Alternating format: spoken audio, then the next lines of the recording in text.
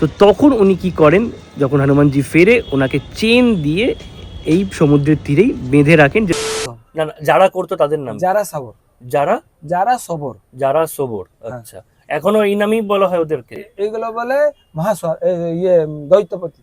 এই বাড়িটার ভেতরই একটা ছোট্ট ঘরের ভেতর শ্রী চৈতন্য মহাপ্রভু থাকতেন এবং তার মানে জীবনের শেষ কিছু লীলা এখান থেকেই করেছেন উনি। লাস্ট ইয়ার যখন আমি একবার এসেছিলাম তখন ব্লগ করছিলাম না, ব্লগ বন্ধ ছিল যেই টাইমটায়। ওখানে গেছো যখন লিঙ্গরাজ মন্দির একবার ঘুরে এসো।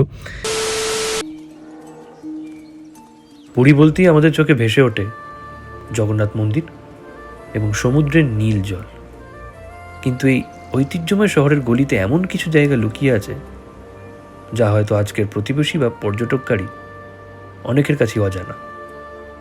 আজকের এপিসোডে আমি আপনাদের নিয়ে যাব ঠিক এমনই দুটো স্থানে যেখানে ইতিহাস আর স্পিরিচুয়ালিটি মিশে এক হয়ে গেছে। আমাদের প্রথম গন্তব্য হলো বেড়ি হনুমান বা দাঁড়িয়া হনুমান মন্দির। শুনতে অবাক লাগলেও সত্যি, এখানে পবনপুত্র হনুমানজিকে বেড়ি বা শিকল দিয়ে বেঁধে রাখা হয়েছে। কিন্তু কেন, জানব। তারপর আমরা পৌঁছে যাব শ্রী গম্ভীরাতে, যেখানে চৈতন্য মহাপ্রভু তার শেষ কিছু বছর কাটিয়েছিলেন। তাহলে চলুন দেরি না করে আজকের এই অজানা যাত্রা শুরু করা যাক। Good morning guys and welcome back to the another episode.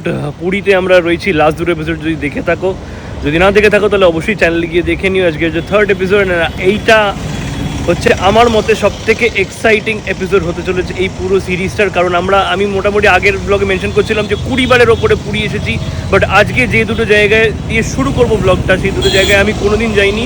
And maybe অনেকের কাছে, তোমরা যারা দেখছো তোমাদের কাছেও আননোন জায়গাটা, তো এই ভিডিও থ্রু তোমরা জেনে যাবে। মা আর বাপি যাচ্ছে না, ওরা এখন যাচ্ছে বিচে। আমি একটা খোঁজো অটো বা টোটো ধরবো, ধরে হচ্ছে প্রথমে যাব বেড়ি হনুমান মন্দির। এবার এটার একটা বিশাল সিগনিফিকেন্স আছে, ইন্টারতে একটুখানি দেখে নিয়েছো, বাকি ডিটেলসটা এখন গিয়ে বলবো। बेड़ी हनुमान मंदिर हाँ भाई, कितना? 200 रुपया देंगे। चलिए। यूट्यूब नहीं देखते?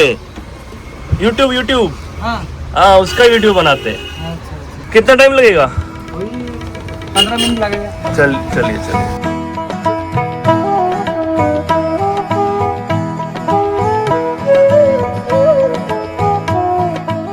আমরা বেড়ি হনুমান মন্দির তো যাবো, বাট তার আগে এসছি হচ্ছে, এটার নামটা বলে দাও। এটা চক্কর নারায়ণ মন্দির। আচ্ছা, এখানে কি হয়েছিল এটা তুমি বলে দাও। এটা এখান থেকে আপনার যে মহাপ্রভু স্বয়ং ভ্রমণ যখন করছিলেন, হ্যাঁ, তখন একটা হাতি আমাদের এখানে যে ভগবানের সেবা করছিল, জল দিচ্ছিলেন আর প্রভুকে ফুল পুষ্প অর্পণ করছিলেন, তখন একটা কুমির এসে ওনার পাটাকে জড়িয়ে ধরেছিল। তখন ভগবানকে ইনি ডেকে যখন ডাকলো, মহাপ্রভু স্বয়ং নারায়ণ এসে ওনাকে সেই চক্রতে ওনাকে ওই কুমির গলাটাকে কেটে দিয়েছিলেন। সেই চক্র নারায়ণ মন্দিরে একটা। আচ্ছা, আর এই যে ছবিটা করা আছে যে দারুটা ভেসে আসছে, এটা কি এখানেই কোথাও হয়েছিল? এই আপনার সেই বাঙ্কিমোহন, এইখান থেকে এই 600-700 মিটার আগে বাঙ্কিমোহন বলে একটা জায়গা আছে, সেই জায়গাটার কাছে এসে লেগেছিলেন আর কি জগন্নাথ মহাপ্রভুর দারুটা, যেটা দিয়ে প্রথম মূর্তি তৈরি। হ্যাঁ, ইন্দ্রদমনা রাজা নিয়ে ওনার মূর্তি গড়েছিলেন আর কি। আমাকে একটু ওইটা বলো যে যারা নীলমাধবেশ্বরে পুজো করতেন, সেটা বলছিলেন না 100 কিলোমিটার দূরে এখান থেকে, 130 কিলোমিটার, 130 কিলোমিটার দূরে আর কি এটা। হ্যাঁ, ওটা এখন কি বলে ওদেরকে? ওটা নীলমাধব মন্দির, কন্টিলো নীলমাধব। না না, যারা করতো তাদের নাম যারা সবর, যারা সবর, যারা সোবর। আচ্ছা, এখনো এই নামেই বলা হয় ওদেরকে? হ্যাঁ, ওরা যারা সবর তো ওইখানেই পুজো করে। আর রথের সময় এরা কি এইগুলো বলে মহাস্বর, দৈত্যপতি। আচ্ছা, দৈত্যপতিরা ওরাই রথের সময় ওনাই সেবা পায়, ওটা সেবা করে। আর এই রথের আগে যে 7 দিন প্রভু যান না, ওটা কোথায় যান? 9 দিন যায়। 9 দিন আপনার সে গুন্ডিচা বাড়ি যায়। যখন মহাপ্রভু মানে আসবেন, তখন মাসির বাড়িতে পোড় পিঠা ওইখানে হয়, খেয়ে তারপরে গুন্ডিচা বাড়ি এটা যান। ঠিক আছে, থ্যাংক ইউ, অনেক কিছু বললে তুমি, থ্যাংক ইউ। আমাকে একটু বেড়ি হনুমানের সামনে ছেড়ে দাও শুধু। চলো, আসলাম। Thank you. এই হচ্ছে বেড়ি হনুমান মন্দির। পুরী যারা এসছো তারা জানবে যে ওরা টাকার এক্সট্রা মানে খুব একটা কিছু করতে চায় না, যেহেতু এটা ওদের মানে রুজি রুটি। বাট উনি আমাকে একটু এক্সট্রা ঘোরালেন অনেকক্ষণ, মানে প্রায় আধ ঘন্টা বেশি সময় দিলেন। বললেন যে বললেন যে ভালো একটা কাজ করছো, তাই জন্য আমারও ভালো লাগলো, তাই আমি একটু এক্সট্রা ঘুরিয়ে দিলাম আর একটু ইনফরমেশনও দিয়ে দিলাম তোমাকে। ভালো কাজ করছি কিনা জানি না, বাট হ্যাঁ পুরী অনেকে আসে জাস্ট ওই জগন্নাথ মন্দির আর বিচ ঘুরে চলে যায় ম্যাক্সিমাম লোক, সবার কথা বলছি না আমি। তো সেখানে আমার মনে হয় যে একটুখানি যদি জানতে পারে সবাই, আমিও যেমন ঘুরছি তোমাদেরও জানাচ্ছি, আমারও ভালো লাগছে, তো আশা করি তোমাদেরও ভালো লাগবে। চলো, এই মন্দিরে হচ্ছে 5 টাকা হচ্ছে এন্ট্রি ফি আছে, অ্যান্ড স্ট্রিক্টলি লেখা আছে যে অনলি ফর হিন্দুজ। এই হচ্ছে টিকিট, 5 টাকা পার হেড।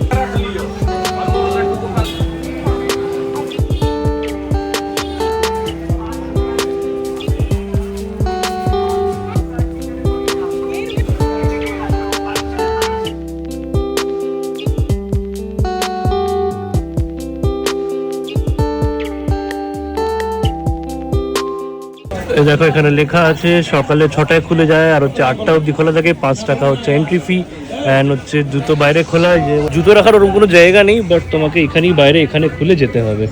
এই হচ্ছে মন্দির চত্বরটা, এই দেখো জগন্নাথ মন্দির আঁকা এখানে, ছোট্ট মতো মন্দির, বেশি বড় কিন্তু নয়। এই হচ্ছে মন্দিরটা, চলো ভেতরে গিয়ে দেখানো যাক।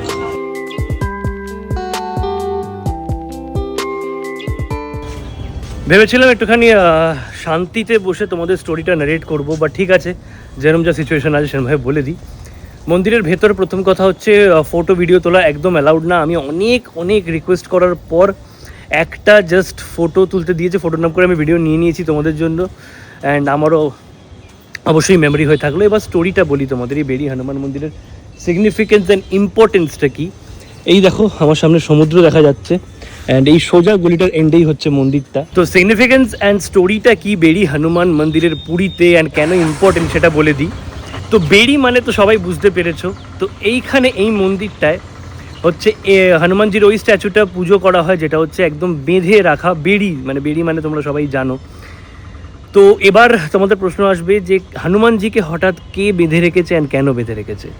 তো প্রভু জগন্নাথ হনুমানজিকে অ্যাপয়েন্ট করেছিল যে পুরীর প্রোটেক্টর হিসেবে, মানে এই যে সমুদ্র রয়েছে, সমুদ্র যাতে পুরী শহরের ভেতরে না চলে আসে অ্যান্ড জগন্নাথ মন্দিরের অবধি না পৌঁছয় সমুদ্র, তাই জন্য হনুমানজিকে হয়েছে অ্যাপয়েন্ট করা হয়েছিল যে তুমি সমুদ্রের তীরে দাঁড়াবে অ্যান্ড প্রোটেক্ট করবে শহরটাকে। এবার হনুমানজি হচ্ছে একটুখানি চঞ্চল তো, অ্যান্ড শ্রীরামের ভক্ত। তো একদিন হঠাৎ করে কি মনে হয় ওনার, উনি অযোধ্যা চলে যান শ্রীরামকে দেখতে একবার। তো তখন সেই রাতে সমুদ্র পুরী শহরের ভেতর ঢুকে যায় এবং জগন্নাথ মন্দির অবধি চলে যায়। তো এই খবরটা যখন প্রভু পান, তো তখন উনি কি করেন, যখন হনুমানজি ফেরে ওনাকে চেন দিয়ে এই সমুদ্রের তীরেই বেঁধে রাখেন যে তুমি পার্মানেন্টলি হনুমান, তুমি পার্মানেন্টলি এখানে রইলে অ্যান্ড পুরীর প্রোটেক্ট সব সময়ের জন্য সারা জীবন মানে তারপরেও করবে। তো সেই থেকে হচ্ছে হনুমানজি এখানে হচ্ছে এরকমভাবে বাঁধা রয়েছেন এবং পুরীর প্রোটেক্টর হিসেবে উনি এখানে রয়েছেন এবং এরপরেও থাকবেন। তাই জন্য হচ্ছে বেড়ি হনুমান মন্দির, বেড়ি হনুমান। জগন্নাথ মন্দিরের দক্ষিণ দুয়ার বা সাউথ গেটের কাছে একটা হনুমান মন্দির রয়েছে, যেটাকে অনেকে বেড়ি হনুমান মন্দির বলে ভাবে। ইভেন অনেক পডকাস্টেও আমি দেখেছি সেই ফুটেজ, ওই মন্দিরের ফুটেজগুলো ইউজ করে এই বেড়ি হনুমানের স্টোরিটা বলে, বাট সেটা কিন্তু ভুল। বেড়ি হনুমান মন্দির কিন্তু এইটা, অ্যান্ড এইটা হচ্ছে বেড়ি হনুমানজির মূর্তি। জগন্নাথ মন্দিরের সাউথ গেটে যে মূর্তিটা রয়েছে সেটা হচ্ছে কানপাতা হনুমানজি। যখন সমুদ্রের আওয়াজ মন্দিরের ভেতর আসছিল, তখন প্রভু আদেশ দেন যে হনুমানজি তুমি এমন কিছু করবে যে যাতে সমুদ্রের আওয়াজ মন্দিরের ভেতর অবধি না আসে। তো সেই থেকে হনুমানজি ওখানে রয়েছেন মন্দিরের ভেতর, কান পেতে রয়েছেন, আর সমুদ্রের আওয়াজ সেই থেকে মন্দিরের ভেতরে তুমি যত সাইলেন্ট অবস্থাতেই যাও, মন্দিরের ভেতরে কোনো সমুদ্রের আওয়াজ তুমি পাবে না। এত কিছু এক্সপ্লোর করার আছে না, এত কিছু এক্সপ্লোর করার আছে, এত কিছু মানে জানার আছে, জানা মানে ভালো লাগে এগুলো। নাহলে তো সেই একই পুরী আসি, মানে ঘোরা হয়, খাওয়া দাওয়া হয়, চলে যাওয়া হয়, সব কিছু হয়, বাট हाँ हाँ समझ में नहीं आ रहा है क्या क्या समझ में नहीं आ रहा है। ड्रोन चाहिए? नहीं रूम नहीं चाहिए, नहीं रूम है आप मंदिर के पास छोड़ दीजिए बस। ঈশ্বর কলকাতার ভেতরেও এমন অনেক কিছু আছে যেটা আমরা এত বছর ধরে ওখানে জন্মেছি থাকছি জানি না। তো স্পেশালি পুরীর মাহাত্ম্যটা এইটাই যে the Lord of the universe, কলিযুগের রাজা, মানে আমাদের এত কাছাকাছি, আমাদের মানে কি বলে কলকাতা থেকে মানে ওয়েস্ট বেঙ্গল থেকে আমরা যারা আছি আমরা লাকি আমরা যে আমাদের এত কাছে 500 কিলোমিটারের ভেতরেই রয়েছে। না হলে দেখো বাকি 3টে ধাম অনেকটাই দূর, আমাদের যাওয়া ইম্পসিবল একদমই বলছি না, বাট এটা অ্যাটলিস্ট আমাদের অনেকটা কাছে। মানে এখন খুব গিল্টি ফিল হচ্ছে যে এর আগে এতবার পুরী এসেছি, আমি এগুলো কিছুই দেখাইনি, কিছু এক্সপ্লোরই করিনি। এত বছর ধরে পুরী শুধু এসেছি, জগন্নাথ মন্দির ঘুরেছি। আমার মা বাপির যদিও অনেক কটা জায়গা ঘোরা এগুলোর মধ্যে, বাট এইটা একদমই ঘোরা মানে জানতামই না। এটা স্টোরিটা আমার তোমাদের অবধি পৌঁছতে পেরে খুব ভালো লাগছে। আর বাকি এবার আমরা যাচ্ছি হচ্ছে শ্রী গম্ভীরা, যেখানে শ্রী চৈতন্য মহাপ্রভু নিজের শেষ জীবনটা কাটিয়েছিলেন। 12 বছর না 18 বছর সেটা আমি একদম শিওর না, কেউ 12 বছর বলে, কেউ 18 বছর বলে যে পুরীতে উনি ছিলেন। তো যেই ঘরটায় বা যেই বাড়িটায় উনি থাকতেন, ছোট্ট একটা ঘরে উনি থাকতেন, সেখানে সেই জায়গায় যাব আমি। ভিডিও করা অ্যালাউড কিনা জানি না আমি, বাট চেষ্টা করবো একটা ফুটেজ অ্যাটলিস্ট তোমাদের দেখানোর, যাতে তোমরা অ্যাটলিস্ট দেখতে পারো। বাকি তোমরা তো আসলে যাবেই। শ্রীগম্ভীরা কী করে আসবে আমি তোমাদের বলে দিই। একদম পুরীর মন্দিরের কাছেই আছে। যদি শ্রীগম্ভীরা অবধি ডিরেক্ট টোটো বা অটো নাও করো, তোমরা সাউথ গেটের কাছাকাছি নেমে যাবে। সাউথ গেট থেকে একটুখানি হাঁটা, 5-10 মিনিট হাঁটাই হবে। তো আমাকেও একটা নর্থ গেটের কাছাকাছি বা ওয়েস্ট গেটের কাছে কোথাও নামাচ্ছে, ওখান থেকে আমি বাকিটা হেঁটে নেবো।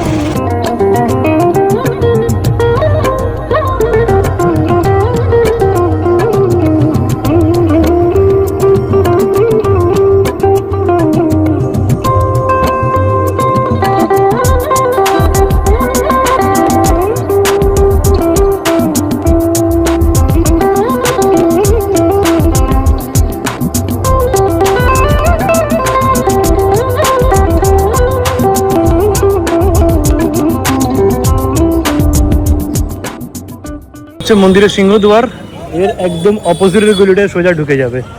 এইখানেই হচ্ছে শ্রী গম্ভীরা। হেঁটেই যাচ্ছি, গম্ভীরা আর আসছে না, দূর আছে অনেকটাই। বাট আমি জানি না কেন আমি কলকাতায় একদম হাঁটি না, কিছু করি না, বাট এখানে হাঁটতে আমার কোনো অসুবিধা হচ্ছে না সেরকম। তো এসে গেছি আমরা, শ্রী রাধাকান্ত মঠ, শ্রী গম্ভীরা।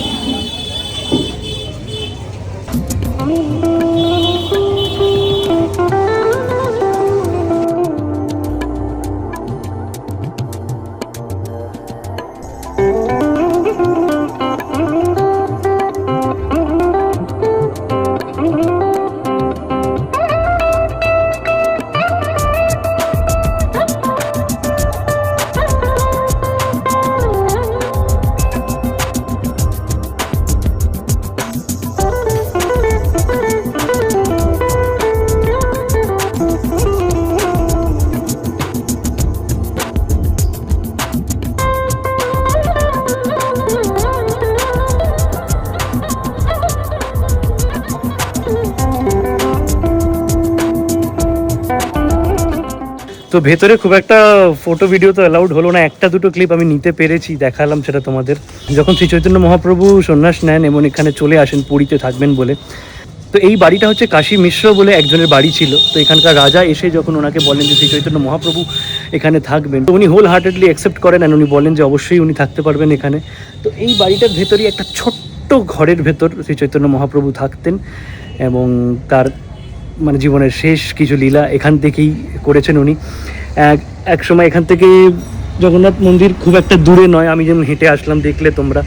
তো যে সিংহদুয়ার আছে তার সামনে একবার এরকমও হয়েছিল যে ওনাকে অজ্ঞান অবস্থায় পাওয়া যায়। উনি এতটাই মানে কৃষ্ণ নামে মুগ্ধ থাকতেন বা করতেন। So this is the story. আসলে নেক্সট টাইম পুরী আসলে অবশ্যই this place is a must visit.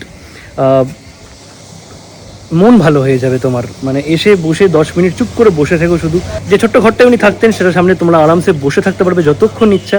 Shri Chaitanya Mahaprabhu যবে পৃথিবী ছেড়ে গেছেন তবে থেকে আজ অবধি একটা প্রদীপ জ্বলন্ত অবস্থায় রয়েছে, সেটা একবারও নেমেনি। সেটাও তোমরা এখানে ঢুকলে দেখতে পাবে।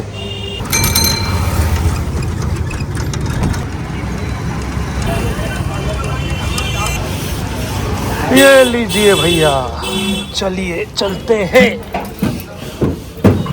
যতটা পারি অ্যাভয়েড করি জিনিসটা, বাট মানে এমন না যে জোর করে অ্যাভয়েড করি, পছন্দই হয় না এখন আর খুব একটা। বাট এত গরম লাগছে না, তো ওই জন্য ভাই ইচ্ছা করছে। তো আমি বললাম আমিও নিই, দাদার জন্য নিই। দাদাও চিয়ার্স দাদা।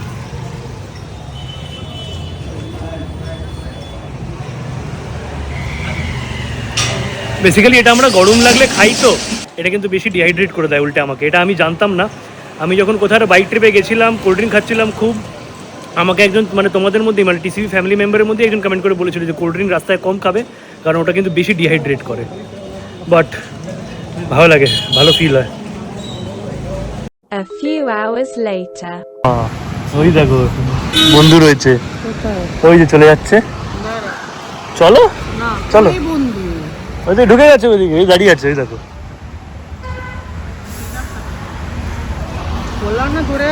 ধরে আছে। যাই হোক, ওখান থেকে চলে এসেছিলাম বাড়িতে বলছি সরি, হোটেলে কিছুক্ষণ চিল করলাম, চিল করে টোরে এখন হচ্ছে লাঞ্চ করব। লাঞ্চ করে তারপরেও একটুখানি চিলি করব, তারপর বিকেলের প্ল্যান। বিকেলে মোটামুটি আজকে সকালে যে দুটো জায়গা আমি দেখে নিয়েছি, আমার তো মন ভরে গেছে। মানে আমার এই পুরীর ট্রিপ একদম পুরো মন প্রসন্ন হয়ে গেছে, একদম বৃন্দাবনের ভাষায়। চলো, পেটে পেটে ইঁদুর ছড়াছড়ি করছে, সেই নিয়ে আমরা। ভাই সব পাসের এত ভেরিয়েন্ট আছে আমি জানতাম না, এত কোথাও দেখিনি আগে না। আমাদের ওখানে শুধু ওই পার্পল কালারটা, পার্পল না ঠিক মেরুন কালারটা পাওয়া যায়। এখানে দেখো ফ্রুট বাইট, এটা কি জানি উল্টো। আচ্ছা, fun mouth mint flavour, fresh mint. এটা কি উইথ খাট্টা, উইথ কাঁথা, ওকে মানে এ খয়ের। বাহ, লাঞ্চ আমাদের ডান। হোটেলের দিকে ফেরত যাচ্ছিলাম, তার আগে ভাবলাম একবার পার্কিংয়ের গাড়িটা দেখে যাই। গাড়ি একদম ওকে আছে, but my car bloody needs a wash. কি নোংরা হয়ে আছে দেখো। চলো রেস্ট নেবো, রেস্ট নিয়ে হচ্ছে তোমাদের সাথে দেখা হবে একদম ডিরেক্ট বিকেলে। আর বাপি হচ্ছে শ্রীগম্ভীরাতে এসছে বিকেল, এখন টাইম হচ্ছে 5:20। পুরীতে বিশাল বৃষ্টি হয়েছে একটু আগে, মানে সারা দুপুর আমরা খেয়ে আসার পর বিশাল বৃষ্টি হয়েছে। ওয়েদার এখন সুপার হয়ে আছে। তো ওরা ভিডিও মানে মা স্পেশালি আমার ভিডিওগুলো দেখে এতটা ভালো লেগেছে যে বললো যে না আমরাও একবার যাব। তো ওরা ঘুরে নিক, আমি ততক্ষণ যাচ্ছি হচ্ছে মন্দিরের সামনে। ওরা ঘুরে মন্দিরের সামনে ডিরেক্ট আমার সাথে দেখা করবে। কি বললো এটা? ছানা এক পিস গেল, ছানা কাটা।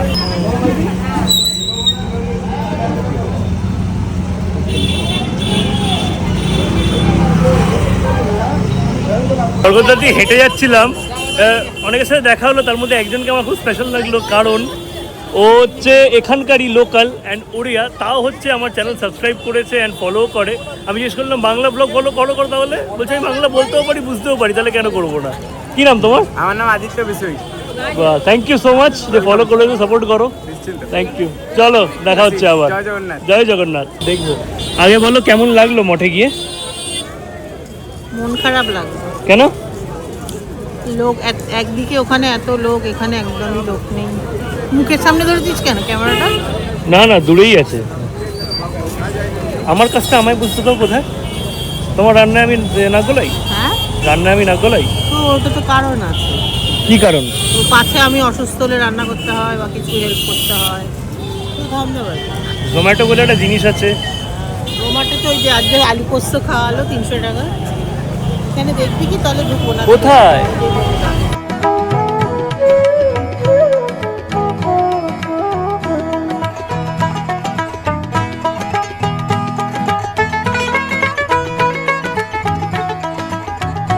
সেদিন আর কিছু করিনি।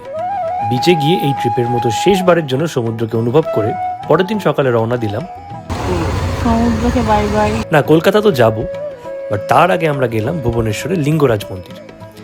এই মন্দিরে মহাদেবের পুজো করা হয়, তবে হরিহর ফর্মে, মানে ভগবান বিষ্ণু আর ভগবান শিবের কম্বাইন্ড ফর্মকে পুজো করা হয় এখানে। লাস্ট ইয়ার যখন আমি একবার এসেছিলাম তখন ব্লগ করছিলাম না, ব্লগ বন্ধ ছিল যেই টাইমটায়। ওই টাইমটায় আমি রনিদার সাথে একবার ভুবনেশ্বর এসেছিলাম। আমি কি করব বসেছিলাম, তো আমাকে বাপি ফোন করে হঠাৎ বললো যে ওখানে গেছো যখন লিঙ্গরাজ মন্দির একবার ঘুরে এসো। দেখতে অনেকটা পুরীর মন্দির আগে যেমন দেখতে ছিল ওরকম দেখতে। তো ওখানে গেছিলাম, পুজো দিয়েছিলাম অ্যান্ড খুব ভালো লেগেছিল। অ্যান্ড ওখানে বলে এসেছিলাম যে বাবা মার সাথে আবার আসবো, যদিও বলে এসেছিলাম 1-2 মাস মধ্যে আসবো, সেটা হয়নি, অনেকদিন পর যাচ্ছি। এখন আমি এসেছিলাম ধরো না মোটামুটি জুলাইতে, তো এখন মানে আর মানে প্রায় 1 বছর পরেই আমি আবার যাচ্ছি। এটা কি এখানকার প্রসাদ কেমন লাগলো? দারুণ, ছুতে পেরেছি। হ্যাঁ, ছুতে পারা যায় না।